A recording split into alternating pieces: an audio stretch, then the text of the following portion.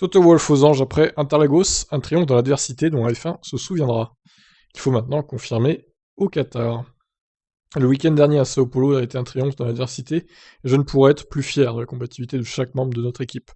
À chaque revers, notre détermination s'est renforcée, et cette équipe, déjà très soudée, s'est resserrée à chaque défi qui lui était lancé. Lewis a remporté une victoire éclatante, dont on parlera à juste titre dans les années à venir. Pour nous, cette victoire n'est qu'une étape importante de notre voyage, et notre objectif est clair. Quant à Valtteri, il a été excellent tout le week-end, sa victoire en sprint le samedi et son podium le dimanche ont montré la force de notre duo, leur travail d'équipe était fantastique. S'agissant de Losail, Toto Wolff ne s'aventure pas à dire à qui profitera le tracé entre Red Bull et Mercedes.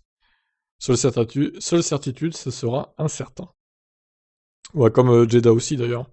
Même si Jeddah il y a tellement de lignes droites, je me dis que ça va avantager Mercedes. Nous sommes préparés aussi bien que possible pour un nouveau circuit et la nécessité de maximiser ce que nous apprenons lors des premières séances sera plus importante que jamais. Le tableau de performance d'un circuit à l'autre reste imprévisible, mais comme le Brésil l'a montré, même sur la défensive, cette équipe sera toujours là pour se battre. La dernière course d'un triplé peut parfois mettre à l'épreuve notre niveau d'énergie. Mais avec seulement 3 courses pour décider des 2 championnats, notre motivation est plus grande que jamais. Notre objectif est de canaliser de la manière la plus efficace possible. Alors, le moteur.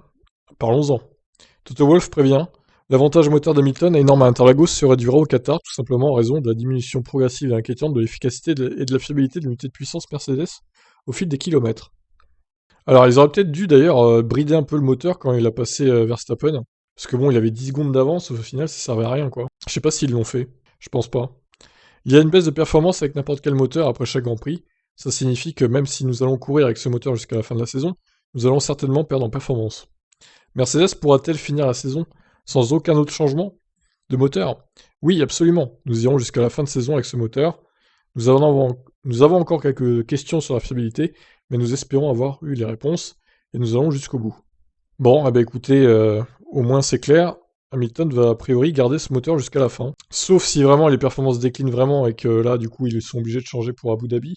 Ce qui serait pas impossible. Parce que Abu Dhabi, c'est pareil, hein. Il y a des lignes droites interminables. Donc, à voir. Et vu la puissance moteur, je me dis qu'avoir un moteur neuf à Abu Dhabi avec les longues lignes droites, c'est peut-être pas un désavantage. Donc ça serait plutôt une bonne idée, non? Qu'est-ce que vous en pensez? On verra ça. Je vous laisse réagir. Ciao.